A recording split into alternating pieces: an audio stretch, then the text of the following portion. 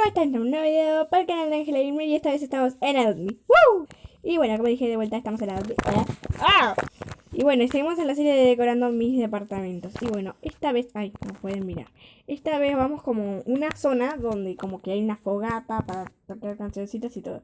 Bueno, cambié el piso, también cambié el color de las paredes porque bueno, En sí yo lo elegí. porque ahorita estaba como que, ay, Ángela, me gusta ese color de pared.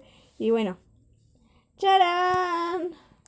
O sea, sé que no es Falta más igual. No, o sea, así está bien la zona porque, o sea, esta es la zona básicamente.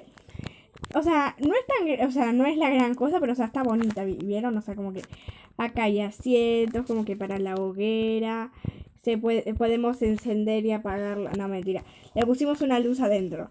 Y acá tenemos un árbol. De que lo puse así porque no me deja ponerlo, pero no, porque no me deja ponerlo bien. Oh, ay, árbol maldito. Y bueno, ahora sí, esperen. Ahora sí, les dejo con el video de cómo hice todo. Adiós.